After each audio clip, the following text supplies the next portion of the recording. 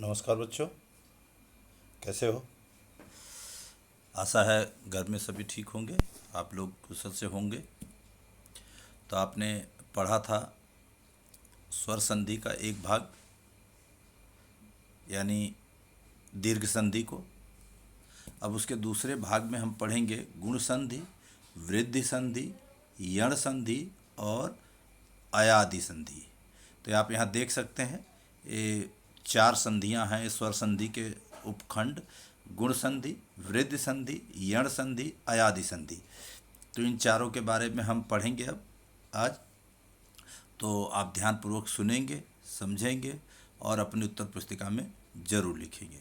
यहाँ आप देख सकते हैं लिखा है, ना आप दूर जाना ना हम दूर जाएंगे, अपने अपने हिस्से की दोस्ती निभाएंगे, बहुत अच्छा लगेगा ज़िंदगी का ये सफ़र, आप अपने घर से याद करना, हम अपने घर से मुस्कुराएंगे।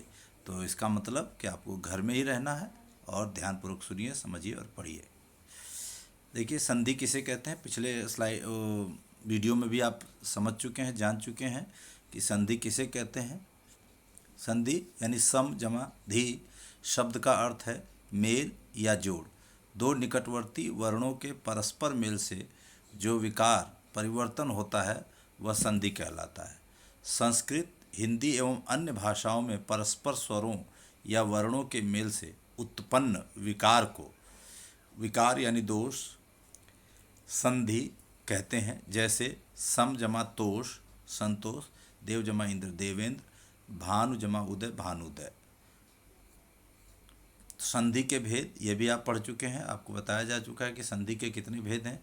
संधि तीन प्रकार की होती है। अभी हम केवल स्वर संधि पढ़ रहे हैं या अच संधि संस्कृत में इसे कहते हैं। और यहाँ आप देख सकते हैं स्वर संधि के भेद भी दिए: दीर्घ संधि, यण संधि, गुण संधि, वृद्धि संधि और अयादि संधि, जिसमें से हम दीर्घ संधि पिछले वीडियो में पढ़ चुके हैं। बाकी के चार आज हम पढ़ेंगे। यहाँ भी आप देखिए वही चीज़ है, स्वर संधि के भेद। दो स्वरों के मेल से होने वाले विकार परिवर्तन को स्वर संधि कहते हैं। जैसे विद्या जमा आलय, यहाँ स्वर ही बदलते हैं। विद्या में भी आ है और आलय में भी आ है, तो दो बार आ मिल करके फिर से आ बना और ये विद्यालय हो गया। यहाँ स्वर ही बदल रहा है, स्वर के ही जोड़ से एक नए स्वर का निर्माण होता है। गुण संधि, चूँकि हम स्वर संधि में दीर्घ संधि पढ़ चुके हैं, आज हम गुण से लेकर के अयादि संधि तक पढ़ेंगे।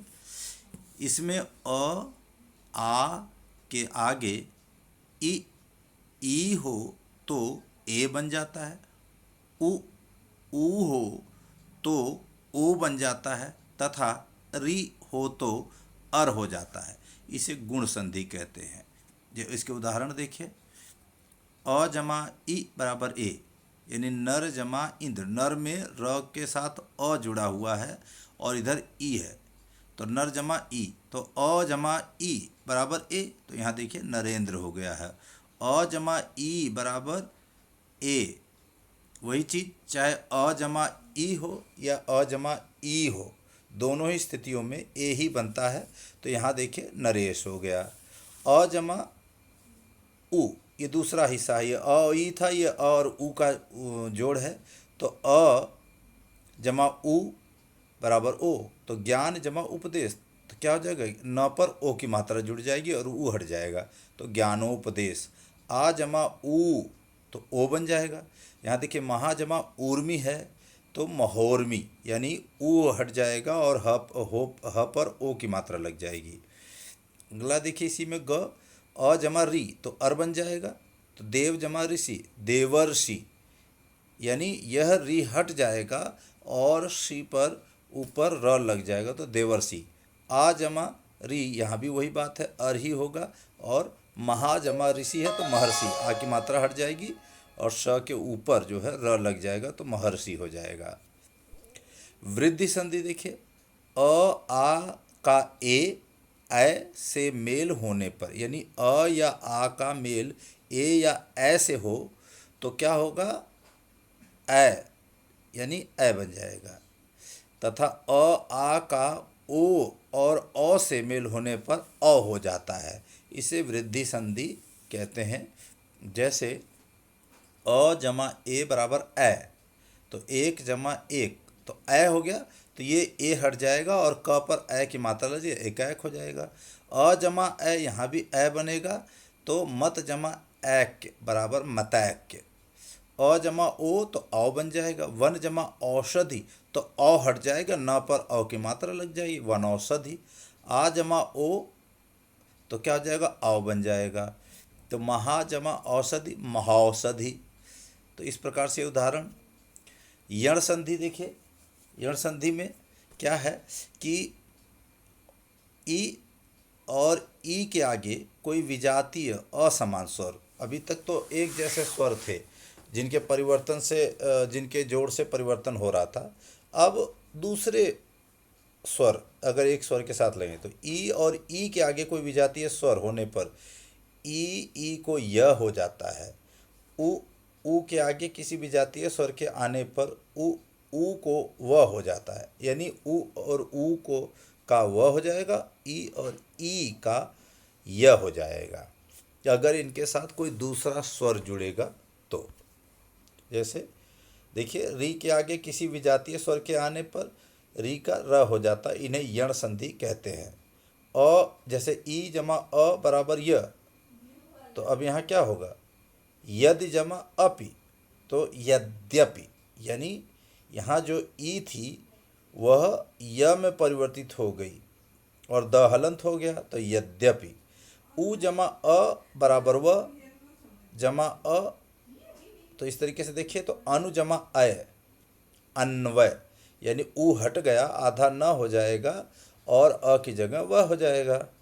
उ जमा आ बराबर व, तो सु जमा आगत, तो सु आधा हो जाएगा, आ का वाह हो जाएगा और स्वागत हो जाएगा।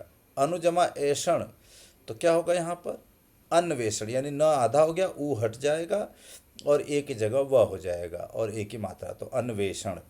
री जमा अ रे, पितृ जमा आज्ञा, तो यहाँ पित्राज्ञा हो जाएगा। अयादि संधि देखिए, ए और ओ औ से परे किसी भी स्वर के होने पर क्रमशः अय आय अव और आव हो जाता है, इसे अयादि संधि कहते हैं। जैसे उदाहरण देखिए, ए जमा अ बराबर अय, तो यहाँ आगे देखिए ने जमा अन नयन, ने जमा अन, तो क्या हो जाएगा नयन, क्योंकि यहाँ पर ए जमा अ, ए और ने में ए है और न में अ है, तो दोनों मिलकर के क्या बन गए, अय बन गए, तो यहाँ क्या हो गया नयन हो गया। अय जमा अ बराबर आय, तो यहाँ देखिए गय जमा अक गायक, गय जमा अक गायक।